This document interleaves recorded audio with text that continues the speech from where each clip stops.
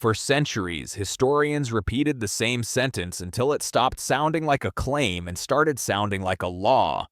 Christopher Columbus discovered the New World in 1492. The problem is not that the sentence is incomplete. The problem is that it is misleading by design, because discovery implies absence. And absence is exactly what the evidence refuses to support. Long before European sails appeared on the horizon, the Atlantic Ocean was not a barrier. It was a system, a moving highway of currents, winds, and predictable seasonal patterns. The Canary Current carries vessels west. The North Equatorial Current does the same. A drifting ship does not need advanced technology to reach the Americas. Only time. And time is something ancient civilizations had. Archaeological discoveries began raising quiet questions as early as the 19th century. Objects surfaced where they were not supposed to exist.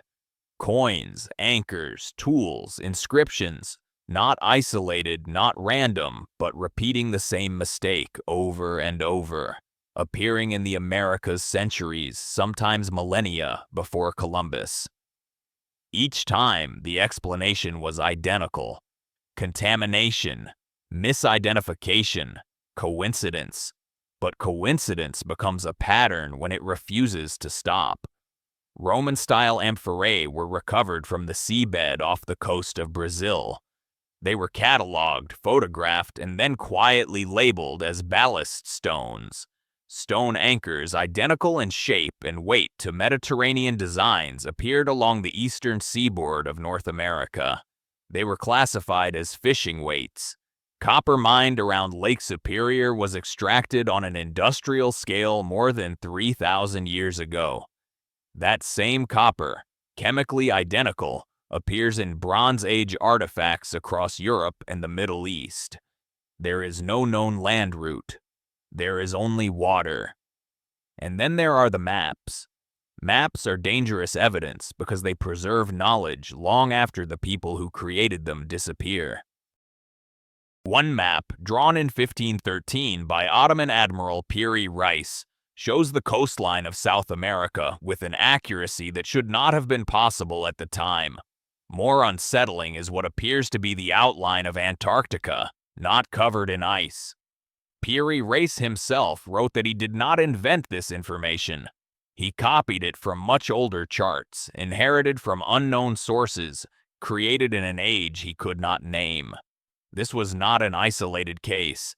Medieval European maps consistently depicted islands in the Atlantic that officially never existed. Yet they appeared again and again, across centuries, across cultures, drawn with confidence. These were not decorative fantasies. Sailors risked their lives chasing them, which means someone believed they were real. Ancient texts support this belief. Arabic historians wrote of lands beyond the Western Ocean reached by Muslim explorers centuries before Columbus. Norse sagas describe Vinland not as a miracle, but as a known destination. West African oral histories recount a fleet launched by the Mali Empire, hundreds of ships sent west into the Atlantic. Only one returned. Its captain claimed he reached land so vast that a river swallowed the sea. For a long time, these accounts were dismissed as legends. Then archaeology began finding shorelines where the legends said they would be. The real silence in history is not accidental. It is selective. Columbus's voyage happened at a moment when discovery meant ownership. Legal doctrine, religious authority, and imperial expansion all required a clean beginning. If others had come before, traded, settled, mapped, the moral foundation of conquest weakened. So the story was simplified. Columbus became the beginning not because he was first, but because he was convenient.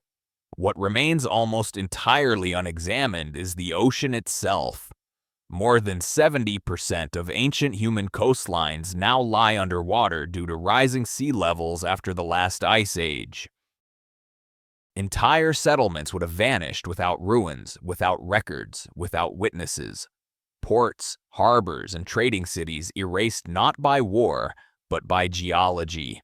Modern science has explored less than 10% of the ocean floor, which means the greatest archive of human history may still be submerged. Not lost, just waiting.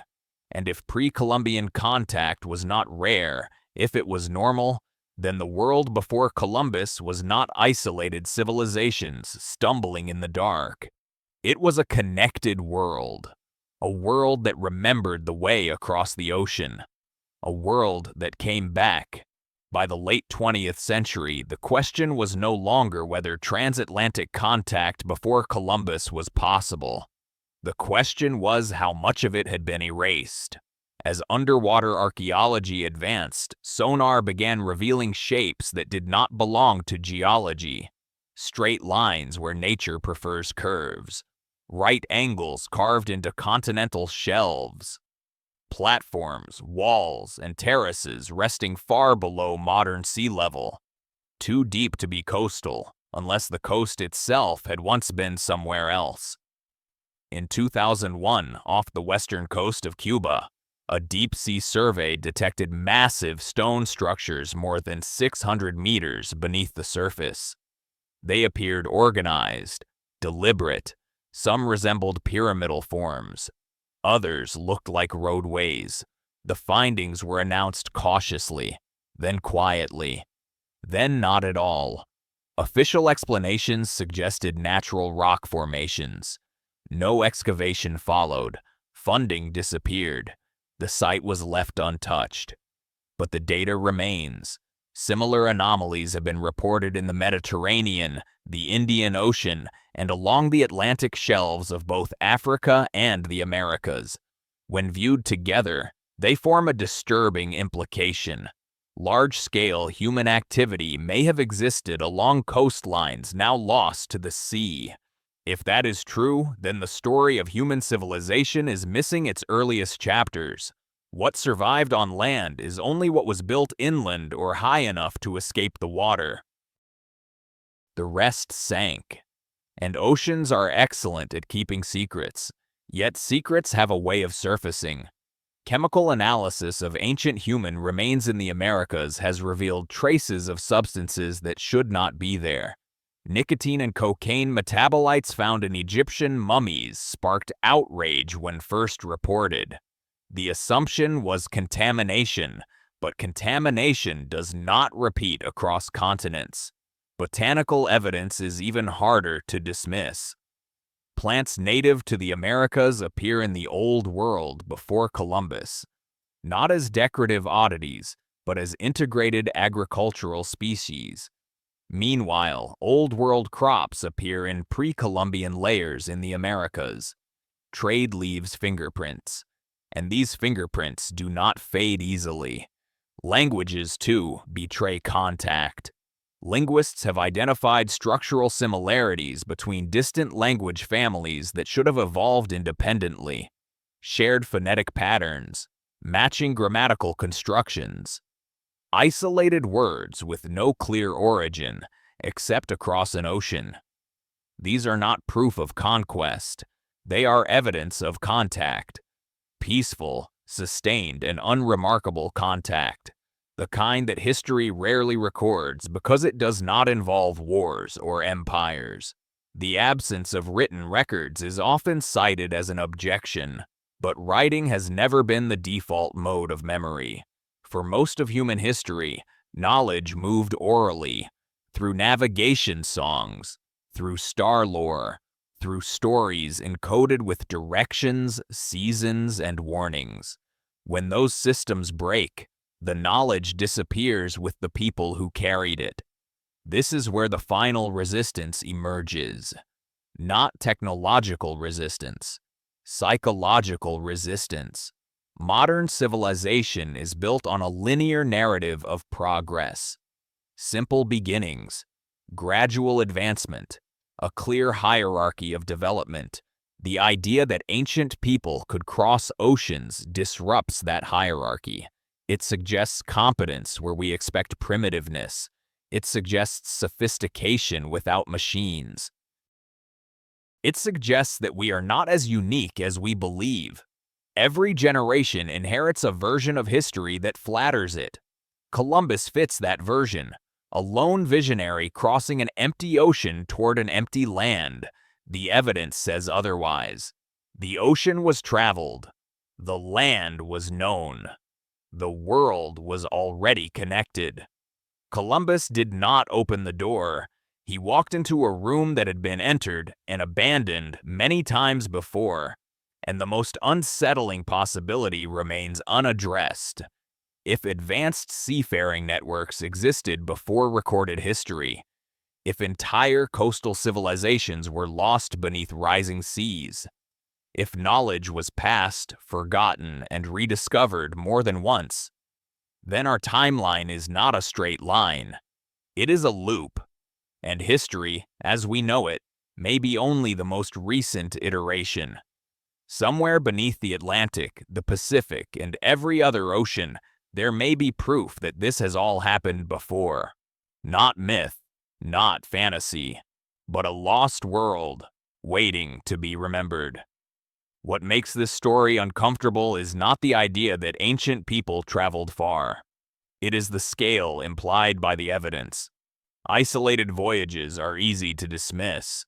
A ship blown off course, a crew lost to the current, an accident that ends with a landing no one planned. History allows those exceptions, but what the data suggests is not accident. It suggests routes. Ocean currents do not change randomly. They are stable, seasonal, and learnable. Ancient sailors who understood wind cycles and star paths could move with precision, not guesswork. The same currents that carried Columbus west had carried countless other vessels long before him. The difference is that Columbus returned with a political machine behind him. Earlier, travelers did not. When Europeans arrived in the Americas, they encountered societies that behaved as if contact with outsiders was not new. Some indigenous groups described visitors who came from the sea long before European sails appeared. Bearded men, dark-skinned sailors, traders who arrived, exchanged goods, and left. These accounts were recorded and then ignored, because they did not fit the narrative of first contact. There is also a pattern in what was destroyed. The earliest targets of conquest were not random settlements. They were coastal hubs, ports, trade centers, places where information accumulated. Libraries did not only burn in Europe and the Middle East, they vanished in the Americas as well, not always through fire, but through collapse, abandonment, and deliberate erasure. What survives in the archaeological record is fragmentary by default. Stone lasts, wood rots, knowledge dies with people, and the sea erases everything equally. When sea levels rose after the last ice age, they did not simply flood empty land. They swallowed the most valuable locations humans had always chosen. River mouths, fertile deltas, sheltered bays. The best places to live were the first to disappear. Entire cultures could vanish without leaving ruins on land. This explains a mystery that has troubled archaeologists for decades: the sudden appearance of advanced societies with no visible developmental phase. As if civilization appeared fully formed. It didn't.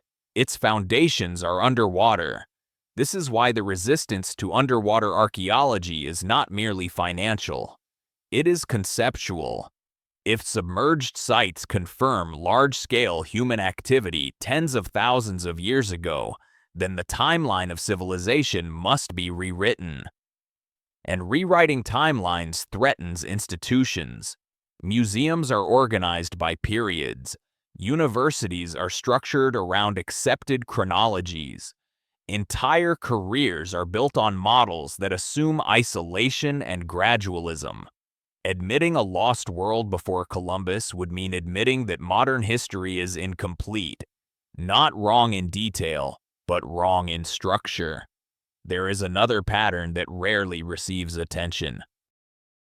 Whenever evidence of early contact becomes undeniable, it is reframed as coincidence, diffusion, or independent invention. Similarities are explained away rather than investigated, because investigation leads to questions no one wants to answer. Who taught whom? Who remembered? And who forgot? And why did some knowledge vanish while other knowledge survived? The uncomfortable answer may be that ancient global networks collapsed, not once, but multiple times. Climate shifts, sea level rise, resource exhaustion, pandemics, events large enough to break continuity but small enough to escape mythologization. Civilizations did not always fall in fire and conquest. Sometimes they dissolved quietly. Routes were abandoned. Ports sank. Stories lost their meaning. What remained were fragments. A map copied from an older map. A tool found far from its origin. A word that doesn't belong to the language that speaks it.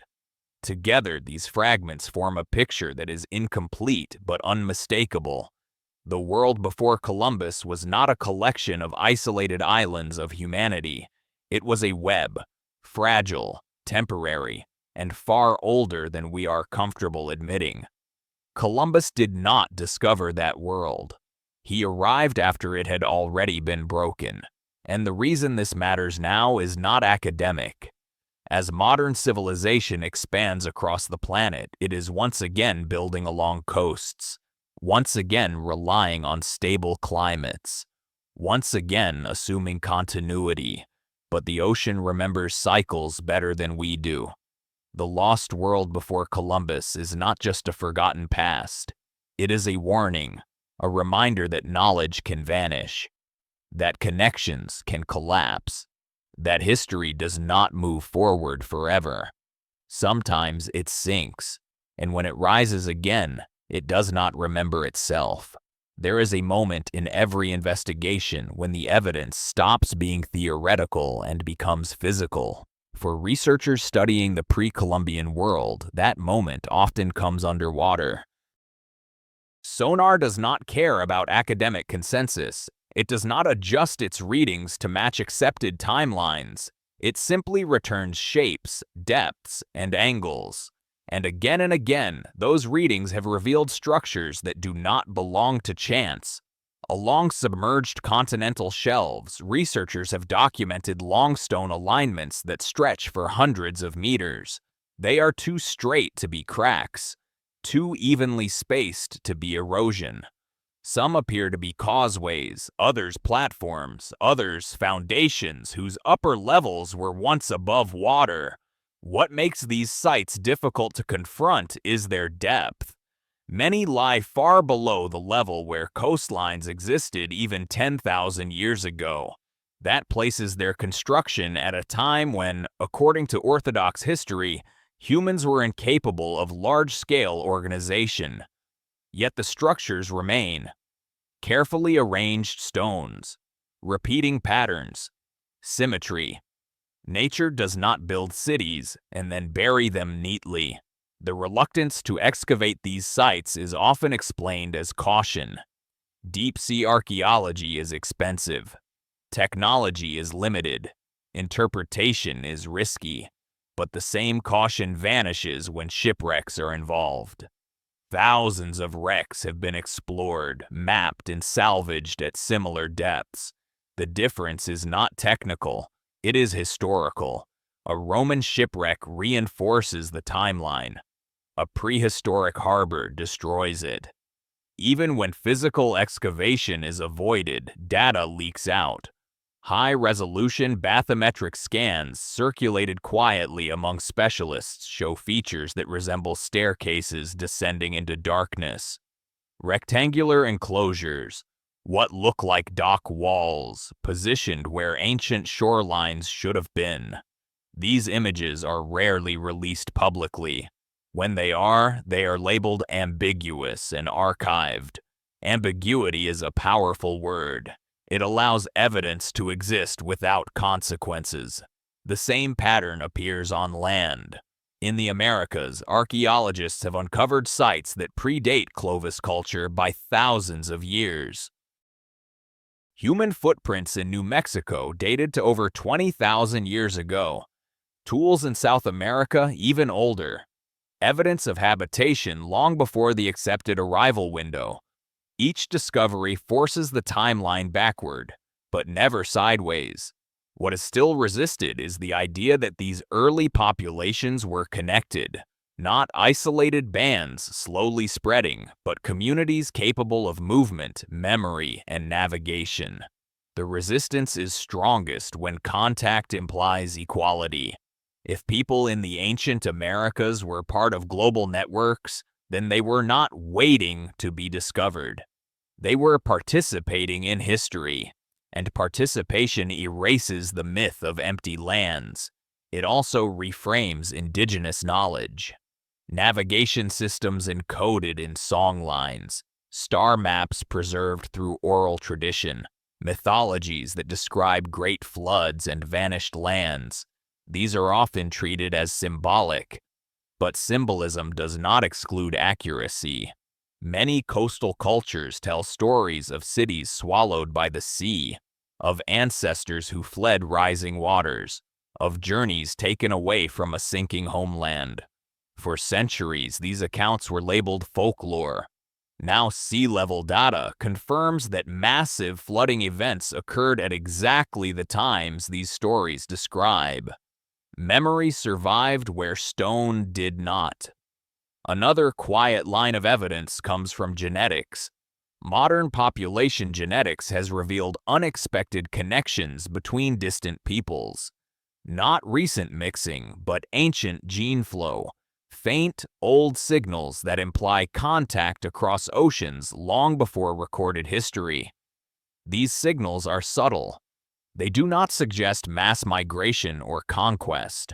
They suggest exchange. Small groups moving back and forth. Traders, sailors, families. Enough to leave a trace. Not enough to rewrite history on their own. But history is not rewritten by a single piece of evidence. It is rewritten when many small pieces align, and alignment is exactly what is happening. Artifacts, maps, oral histories, underwater structures, genetic data. Botanical exchange. Each alone can be dismissed. Together, they form a story that is difficult to ignore. The lost world before Columbus was not a single civilization. It was not an empire. It did not leave monuments meant to last forever. It was a system, flexible, distributed, vulnerable. And that vulnerability may be why it vanished. When conditions changed, when seas rose, climates shifted, routes broke, the system collapsed. Knowledge fragmented. Journeys stopped being remembered. By the time Europeans crossed the Atlantic, they were not entering a pristine world. They were entering a recovering one. And the traces they found, the familiarity, the recognition, the stories of earlier visitors, were echoes of something much older. Something already gone. The tragedy is not just that this world was lost. It is that we keep losing it again. Every time we refuse to look where the evidence leads. Because the ocean is not empty. It is layered. And the deeper we look, the clearer it becomes that human history did not begin when we decided to start writing it down. It began long before, and it crossed the sea. As more evidence accumulates, a different picture of the ancient world begins to emerge. One that does not rely on a single lost civilization, but on continuity. The mistake has always been looking for ruins that resemble modern expectations. Stone cities, towering monuments, written archives carved into permanence. But most human societies did not build that way. They built with wood, rope, earth, and memory. They built to move. Maritime cultures in particular leave very little behind. Ships decay. Harbors shift. Coastal settlements migrate with tides and storms. When sea levels rise, they do not leave skeletons of cities behind. They leave absence. This absence was misread as non-existence. What survived instead were technologies that did not look like technology. Knowledge embedded in behavior. Navigation without instruments. Route finding without maps. Timing journeys by birds, clouds, and the color of water. These systems were invisible to outsiders and therefore easy to erase. European chroniclers arriving in the Americas often described indigenous navigational skill with surprise. People who could travel hundreds of miles of open water without compasses. Canoes capable of carrying dozens of passengers. Trade networks spanning coastlines and rivers. These observations were recorded and then dismissed as primitive improvisation. But improvisation does not produce consistency across continents. When similar seafaring methods appear independently in West Africa, Polynesia, the Mediterranean, and the Americas, the explanation is no longer coincidence. It is inheritance. And inheritance implies teachers. One of the most revealing patterns appears in what ancient sailors avoided.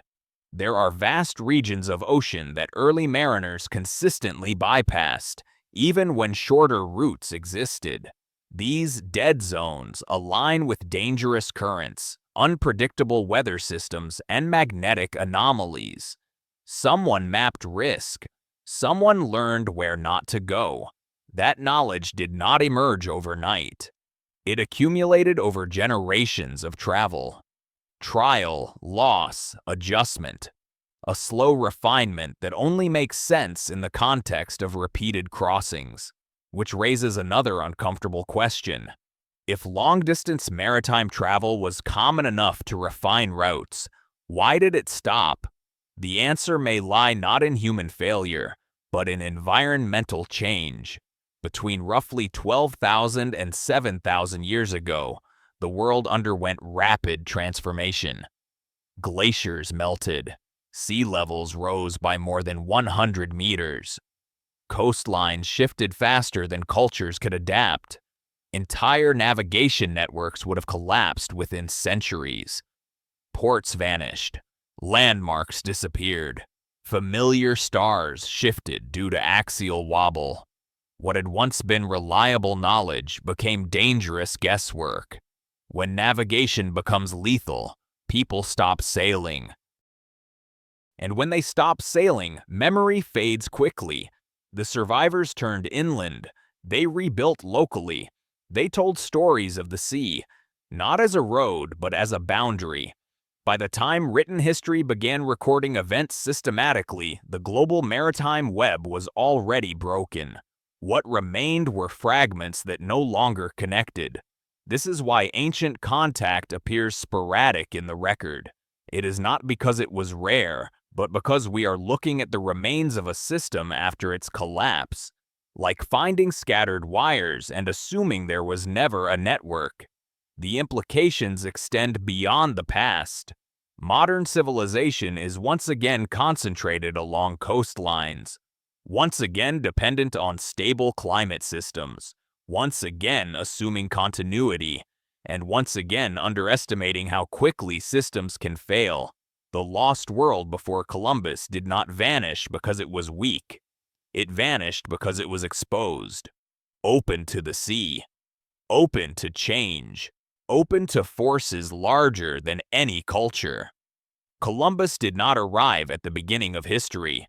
He arrived at a rebound.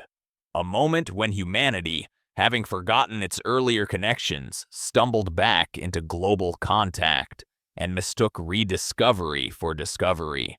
That misunderstanding shaped centuries of conquest, identity, and power. Correcting it does not diminish human achievement. It expands it. It places ancient people back into the role they always held, not as passive inhabitants of isolated worlds, but as active participants in a shared human story. A story that crossed oceans long before it crossed textbooks. And the deeper researchers go, into archives, into sediments, into submerged landscapes, the harder it becomes to maintain the illusion that history began when Europe started writing it down. The lost world before Columbus is not lost because it never existed. It is lost because we stopped listening to the evidence that survived. And the ocean, patient and vast, has been holding the rest all along.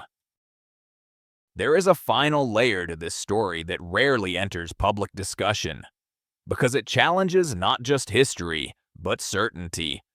When researchers compare ancient timelines across continents, they notice something unsettling. Periods of rapid advancement appear, disappear, and then reappear elsewhere, separated by gaps that are difficult to explain through linear progress. Techniques emerge fully developed, then vanish, then return centuries later in different forms. Navigation is one of them. Advanced celestial navigation appears in multiple ancient cultures with no clear origin point. Knowledge of precession, solstices, and complex star paths exists long before the instruments we associate with astronomy. In some cases, ancient descriptions of the sky align better with star positions thousands of years ago than with those of the historical period in which they were recorded. This suggests inheritance from a deeper past. Not written inheritance, but practiced inheritance. Skills passed hand to hand, eye to horizon, memory to memory.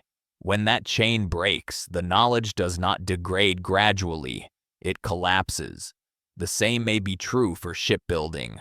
Archaeology favors what survives, not what mattered most. The most advanced ancient ships were built for performance, not longevity. Lightweight frames, organic materials, designs optimized for long-distance travel rather than preservation. When they sank, they vanished. No iron ribs, no stone ballast, nothing for time to hold on to. What remains are indirect clues, identical hull proportions across distant cultures, shared sail geometries, parallel solutions to stability and speed. Independent invention can explain one or two similarities. It cannot explain dozens. The silence in the historical record is often interpreted as absence of activity. But silence can also mean loss of transmission. When a system depends on continuity, disruption is fatal, and disruption was constant. Storm cycles intensified. Coastlines shifted, trade nodes disappeared, diseases moved faster than memory. By the time Europeans began crossing the Atlantic regularly, they were not encountering an untouched world. They were stepping into the long aftermath of a forgotten one. This reframes first contact entirely. Indigenous societies were not isolated survivors waiting for connection. They were inheritors of a broken network, adapting to local realities after global ones failed. This explains the paradox noted by early explorers. Societies that appeared technologically simple, yet possessed astonishing environmental knowledge, navigation skill, and geographic awareness. They were not behind. They were post-collapse. The same pattern has repeated throughout human history, though rarely acknowledged. Civilizations rise, networks expand, complexity increases. Then a threshold is crossed and systems unravel faster than they can be repaired. What follows is not darkness, but simplification. Localism replaces globalism. Memory replaces infrastructure. Stories replace maps. Centuries later, when expansion begins again, it is mistaken for a beginning. Columbus stands at one of these reset points. Not the first crossing of the Atlantic, but the first crossing that survived politically. That survival created records. Records created authority. Authority created history. Everything before that became prehistory by default. But prehistory is not pre-human. It is pre-documentation. and documentation is a privilege of stability. The lost world before Columbus did not fail to exist. It failed to endure. Its traces survive in places we are only beginning to look seriously, beneath oceans, within genomes, inside languages, and embedded in stories that were never meant to be footnotes. History prefers clean edges, clear starts, named heroes. Reality is messier. It loops, it forgets, it rebuilds on top of itself.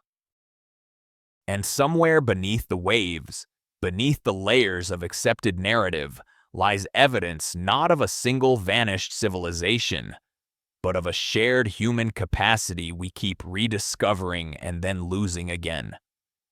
The ability to cross the world, the ability to connect, the ability to remember that the ocean was never a wall. It was a road, and it has been waiting for us to remember that fact ever since.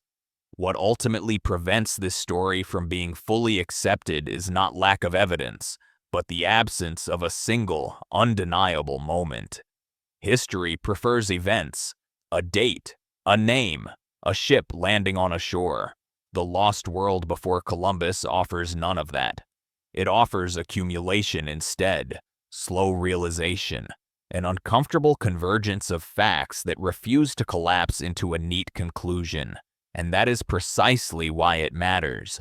Because when historians demand a singular proof, they apply a standard that ancient reality never followed.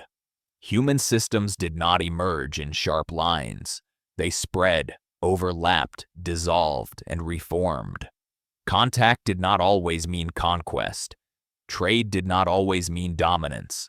Exploration did not always leave flags behind. Much of it was quiet. Much of it was temporary. Much of it left no incentive for record-keeping. What we are seeing now is not the discovery of something new, but the failure of an old filter. For centuries, evidence that contradicted the accepted timeline was treated as noise. Now, with enough noise, the signal is emerging. And the signal is clear. The Atlantic was crossed before Columbus.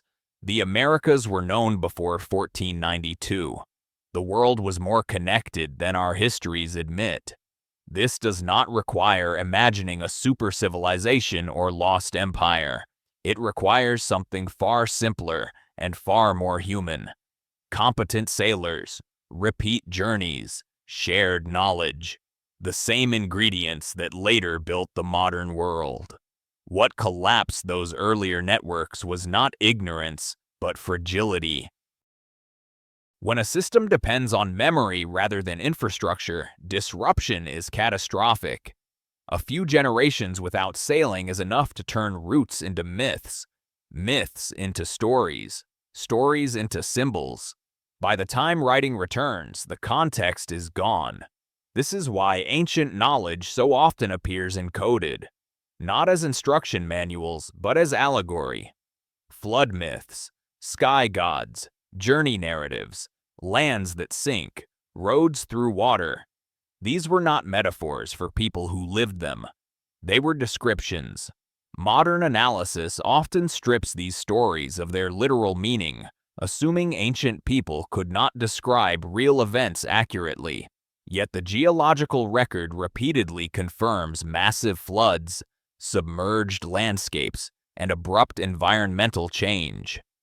The stories were not wrong. They were misunderstood.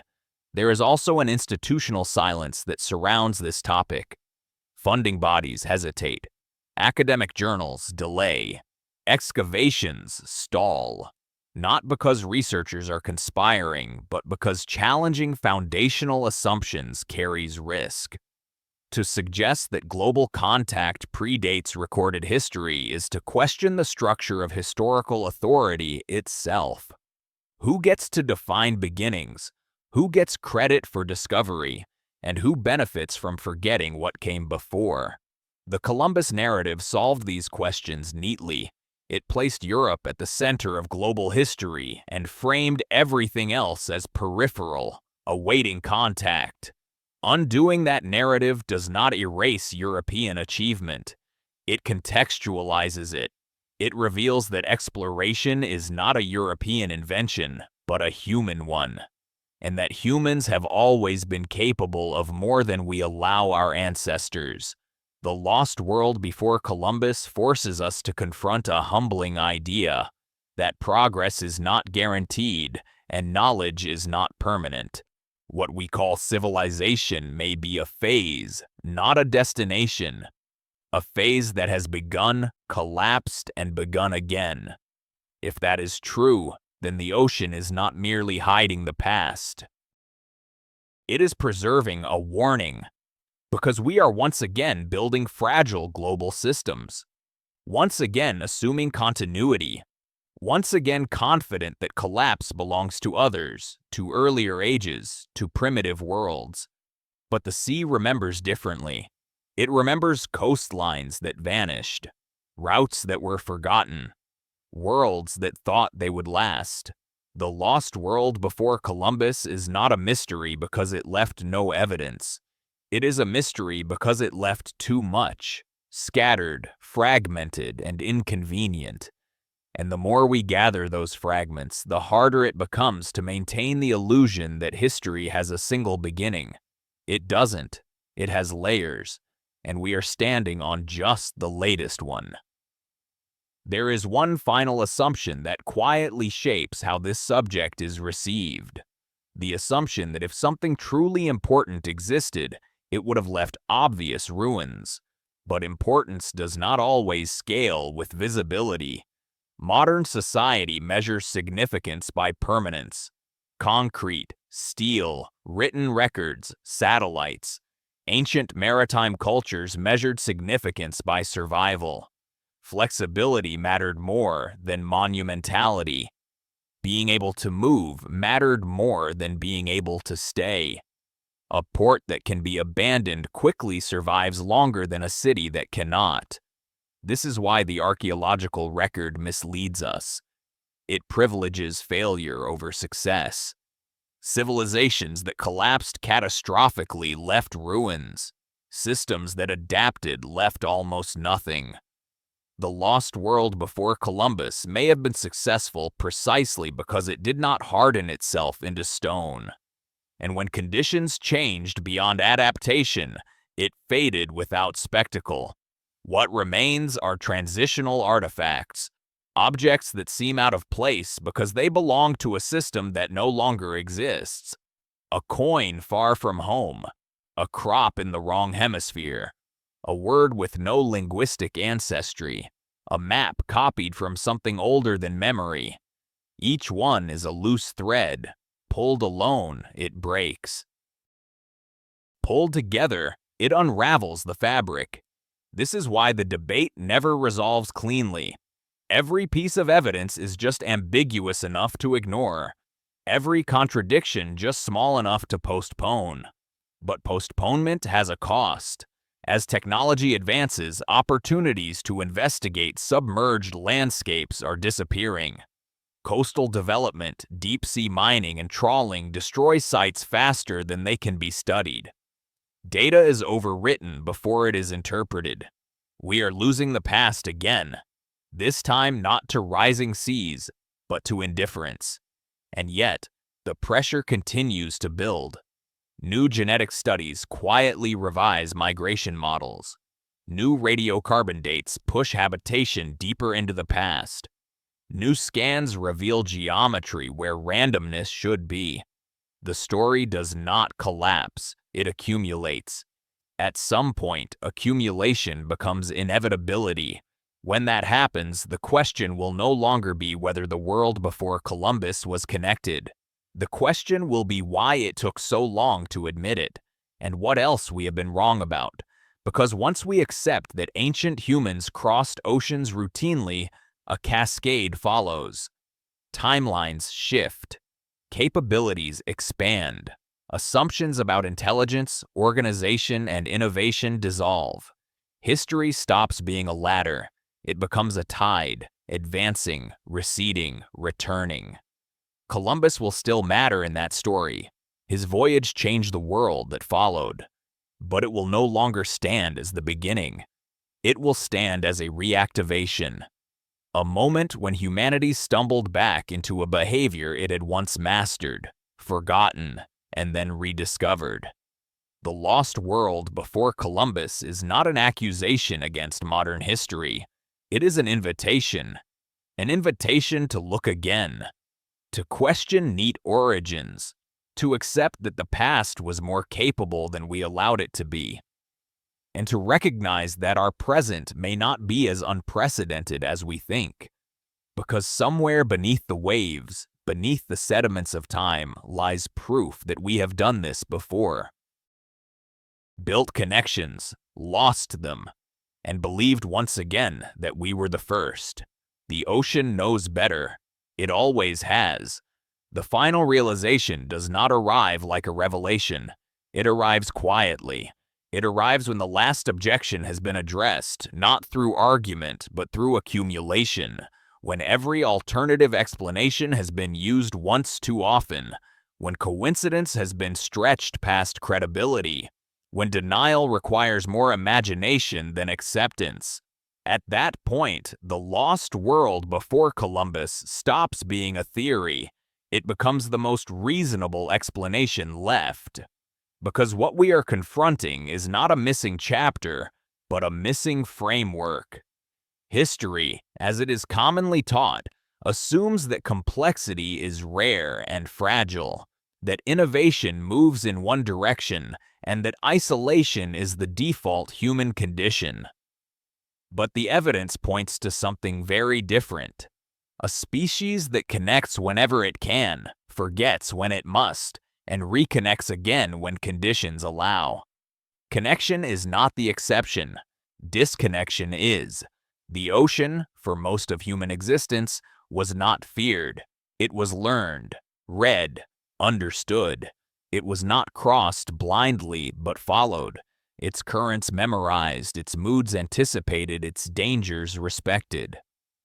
That kind of relationship does not emerge from curiosity alone. It emerges from repetition. Generations sailing the same routes. Generations refining knowledge. Generations passing on what worked and what killed. And then, suddenly, that chain breaks. Not because humans became incapable, but because the environment shifted faster than memory could adapt. Rising seas erased reference points. Storm patterns changed. Familiar routes became traps. The safest decision became staying close. And so the world contracted. What followed was not a single collapse, but many small ones. Localized, uneven, easy to miss if you are only looking for empires. By the time writing becomes common, by the time history begins recording itself, the global maritime web is already gone. What remains are regional worlds, each with stories of a greater past that sound unbelievable precisely because they no longer make practical sense. Stories of lands beyond the horizon. Stories of cities swallowed by water. Stories of ancestors who crossed the sea as if it were a road. These were not myths invented to explain the unknown. They were memories trying to survive without context.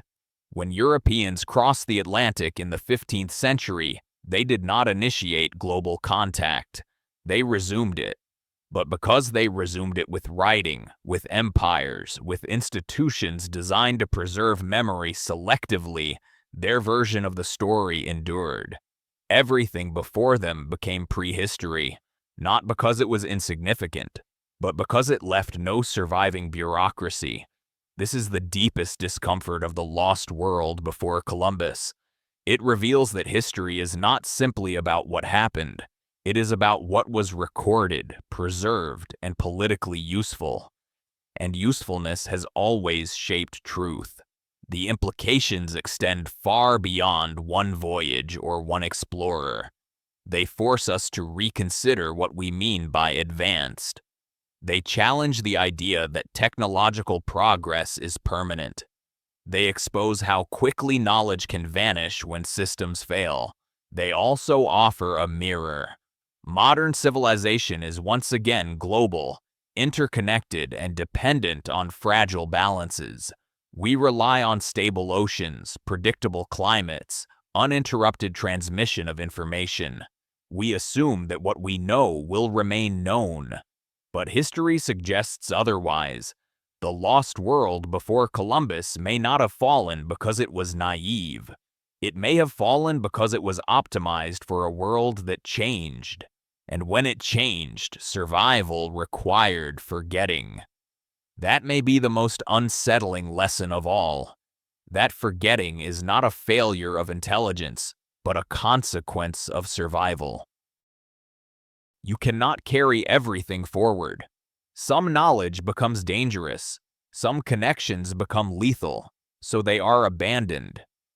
And centuries later, when conditions improve, humanity starts again, confident that it is doing something new, until fragments surface, until maps don't align, until artifacts appear where they shouldn't, until stories begin matching geology, until the ocean starts giving things back.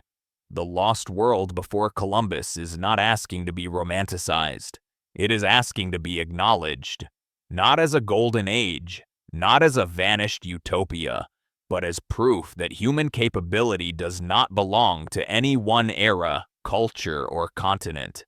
It belongs to circumstances, and circumstances change. Columbus still matters. His voyage reshaped the world irreversibly, but he did not step into darkness. He stepped into a long silence. A silence left behind by sailors who had once known the way, then lost the need or the ability to remember it. We are now at a moment where that silence is thinning. Technology allows us to see beneath the waves. Genetics allows us to trace faint connections. Climate science confirms ancient floods. Archaeology keeps pushing dates backward. The past is becoming less distant, not more. And as it does, one conclusion becomes unavoidable. Human history is not a straight line from ignorance to knowledge. It is a cycle of connection, collapse, and rediscovery. The lost world before Columbus was one of those connections. Forgotten not because it failed to exist, but because it existed too early and vanished too completely to fit the story we told ourselves. Until now, because the ocean does not forget, and it is done keeping this secret.